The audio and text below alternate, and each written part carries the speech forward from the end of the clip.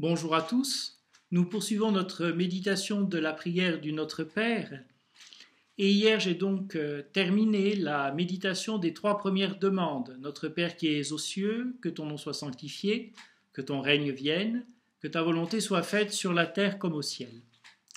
Dans ces trois premières demandes, au fond, nous prions Dieu pour Dieu. Je veux dire par là, nous demandons en quelque sorte, même si les mots ne sont pas très heureux, que la cause de Dieu puisse aboutir, que la volonté de Dieu soit faite. Et nous pouvons aussitôt nous interroger et nous demander si finalement ce n'est pas un petit peu égoïste de la part de Dieu que dans la prière, il nous demande de nous préoccuper d'abord que sa volonté soit faite. Eh bien, en réalité, non. Je me souviens d'une phrase de saint Irénée, très importante, saint Irénée de Lyon, au IIe siècle après Jésus-Christ, qui disait « La gloire de Dieu, c'est l'homme vivant ». Dieu n'a pas créé l'être humain pour sa gloriole, il ne l'a pas créé d'une manière égoïste, il l'a créé par surabondance d'amour. Alors, la grande joie de Dieu, si je puis dire, la grande réussite de Dieu, c'est la réussite de ses enfants que nous sommes. C'est un petit peu comme les parents. Bien sûr qu'ils se réjouissent de la réussite de leurs enfants, mais pas d'abord pour eux, pas d'abord pour leur gloriole, tout simplement parce que comme ils aiment leurs enfants, ils sont heureux de savoir que leurs enfants réussissent. Il en va de même pour le Seigneur. Lorsqu'il demande que nous soyons saints, ce n'est pas pour que, en quelque sorte, il puisse dire, vous voyez, c'est moi le patron. Non, c'est parce que puisque le Seigneur nous aime, il souhaite que nous fassions émerger, avec sa grâce, que nous fassions émerger ce qu'il y a en nous de meilleur, que nous ne vivions pas simplement comme de braves gens ou comme des êtres humains avec un petit peu de bien et un petit peu de mal, non, que nous vivions comme des enfants de Dieu. La gloire de Dieu, c'est l'homme vivant, et donc au fond, c'est ce que nous avons demandé dans les trois premières demandes du Notre Père, que nous soyons des hommes vivants, c'est-à-dire que la volonté de Dieu se fasse en nous, c'est la sainteté, que nous soyons de bons enfants de Dieu, que notre vie témoigne de cet amour de Dieu. Et puis donc nous passons aux quatre demandes suivantes à partir d'aujourd'hui. Et donc la première de ces quatre demandes, c'est « Donne-nous aujourd'hui notre pain de ce jour » ou notre pain quotidien comme vous voulez.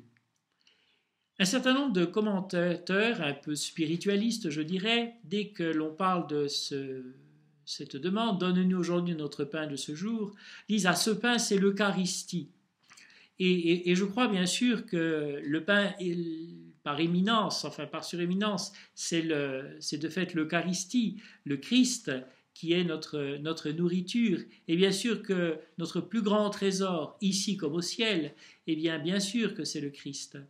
Mais pour autant, je ne pense pas que nous soyons vraiment fidèles à la pensée de Dieu, à la pensée du Christ, lorsqu'il nous a transmis cette prière de notre Père, si nous spiritualisons d'emblée cette demande.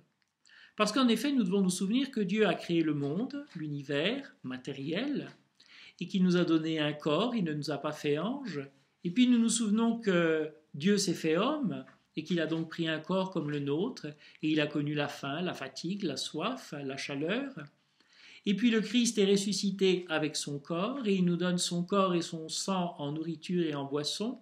Et puis il est donc monté au ciel avec son corps, et il nous invite, il nous appelle à la résurrection de la chair, à la manière de la Vierge Marie qui, elle, sera préservée de la corruption du tombeau et donc vivante avec son corps. Alors oui, les besoins matériels ne sont pas indignes de l'être humain. Et il est normal, c'est même un droit et donc aussi un devoir, que tout être humain puisse avoir de quoi manger, puisse avoir un toit, puisse avoir un travail qui lui permet de vivre et de se construire. L'être humain n'est pas que spiritualité, il a aussi cette corporéité, il a aussi cette dimension charnelle, et donc donne-nous aujourd'hui notre pain de ce jour, c'est prier Dieu, oui, pour que nous ayons la santé, pour que nous ayons le minimum nécessaire, ou peut-être même un peu plus, car il faut peut-être un peu plus que le simple minimum, le strict minimum. Et bien sûr que lorsque nous prions Dieu qu'il nous donne tout cela, nous le prions pour nous-mêmes et également pour tous les êtres humains, puisque nous avons justement dit notre Père qui est aux cieux, non pas mon Père qui est aux cieux. Et puis c'est aussi une manière de demander à Dieu qu'il nous donne la force, l'énergie, je dirais, de nous retrousser les manches, pour justement faire que tout être humain puisse avoir ce pain, cette nourriture qui est nécessaire à la vie du corps, que tout être humain puisse avoir des conditions de travail dignes, que tout être humain puisse vivre en paix, que tout être humain puisse avoir un toit, etc., etc. Je vous avoue que je suis toujours un petit peu agacé par ces bénédicités qui disent Seigneur bénis ce repas et donne du pain à ceux qui t'en ont pas, d'un air de dire bien Seigneur bénis ce repas et puis débrouille-toi avec ceux qui n'ont rien, hein. On a une petite pensée pour eux, mais finalement voilà, c'est son problème à Dieu. Je ne crois pas que ce soit la vraie prière chrétienne. La vraie prière chrétienne, elle consiste bien sûr à demander l'aide de Dieu, mais aussi pour que nous nous mettions au service les uns des autres. Vous vous souvenez de cette scène justement de la multiplication des pains où les apôtres disent mais comment on va faire? Et le Christ leur dit donnez-leur vous-même à manger. Et alors évidemment ils disent mais alors comment on va faire pour tant de monde? Qu'est-ce que vous avez? 5 pains et 2 poissons. Bon, et après le Seigneur fait le miracle. Mais tout de même il y a les 5 pains et les 2 poissons. Eh bien je crois que par rapport aux besoins temporels de l'humanité, eh bien il en va de même. Bien sûr qu'il y a un certain nombre de besoins pour lesquels il est bon de prier, mais en même temps, nous devons apporter notre contribution, sinon nous sommes quand même un petit peu dans l'hypocrisie. Alors oui, nous demandons que le Seigneur nous donne le pain de ce jour, qu'il donne à tout être humain un certain nombre de conditions de vie qui soient dignes, qui soient vivables, car il y a tant de misère sur cette terre, et cela nous ne pourrons jamais nous en détourner, nous ne pourrons jamais l'oublier, et puis bien sûr, c'est vrai, nous disons aussi à Dieu bien ce désir que nous avons de lui, de sa présence, en particulier de sa présence eucharistique. Mais la présence eucharistique est toujours là pour nous mettre au service de sa présence dans les frères, en particulier dans les plus pauvres. Ce que vous avez fait aux plus petits d'entre eux qui sont les miens, c'est à moi que vous l'avez fait. Alors que le Seigneur nous donne faim de lui et qu'il nous donne également faim de nous mettre au service de nos frères, au nom du Père et du Fils et du Saint-Esprit. Amen.